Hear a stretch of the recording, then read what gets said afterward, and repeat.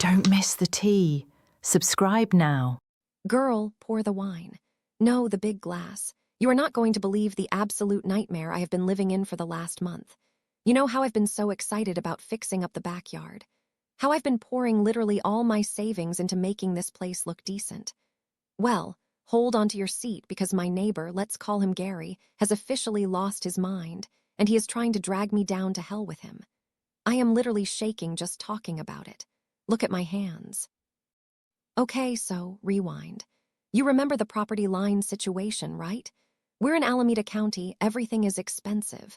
Between Gary's house and mine, there was this ancient retaining wall. It's been on that exact footprint since the early 90s. Historic boundary, right? So back in June, I decided to replace that eyesore with a gorgeous, freestanding concrete wall. 35 feet of pure aesthetic improvement. And I'm paying for the whole thing, so he gets a free upgrade. We even split the cost of a fence on this exact same line last year. So naturally, I figure we're good. The wall is going on the same footprint. You'd think he'd be baking me cookies, right? Wrong. Oh my God, so wrong. I start construction in June. Gary is there. He's watching the contractors. He's chatting me up. And get this, he's not just watching, he's participating. I have the receipts, girl. He literally texted me asking if I could round the corners of the wall to make it look softer.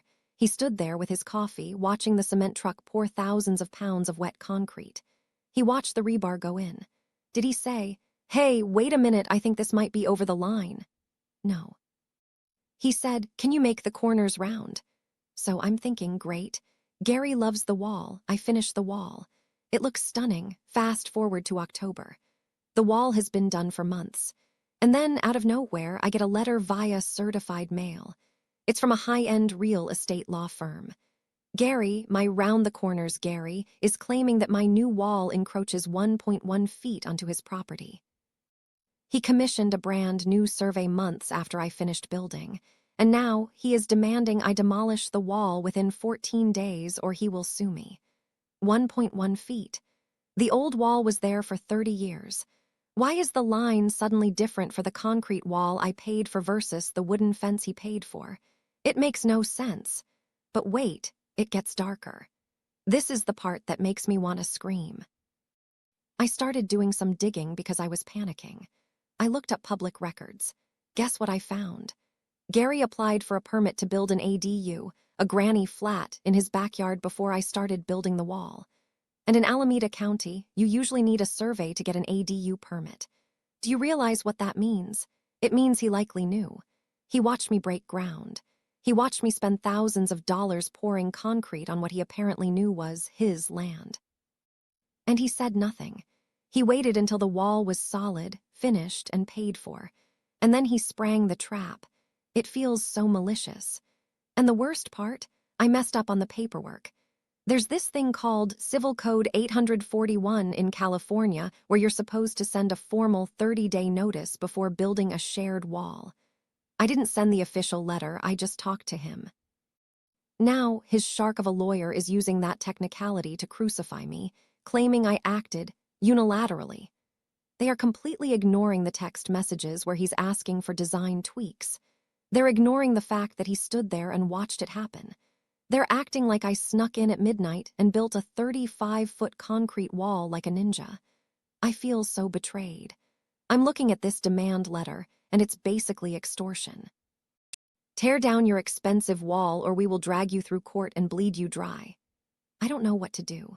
Demolishing a concrete wall isn't like taking down a fence. You need jackhammers. It's going to cost me thousands just to destroy the money I already spent. And for what? 13 inches of dirt? I posted on Reddit just to get some sanity check, and everyone is telling me adverse possession or prescriptive easement. But lawyers cost $500 an hour just to say hello. I can't even look at him now. I see his car and my blood pressure spikes. I want to scream, "You asked for rounded corners, Gary." How does he sleep at night?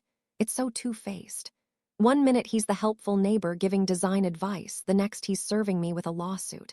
I am so stressed I haven't eaten a full meal in 2 days. This 14-day deadline is looming over my head. If I don't respond, he sues. If I do respond, I have to fight. Or maybe I should just buy a sledgehammer and take my anger out on the wall myself. Do you think I have a case? Or am I totally screwed because I didn't send the stupid code 841 letter? I can't believe this is my life right now. Cheers to the most expensive 1.1 feet of land in California history.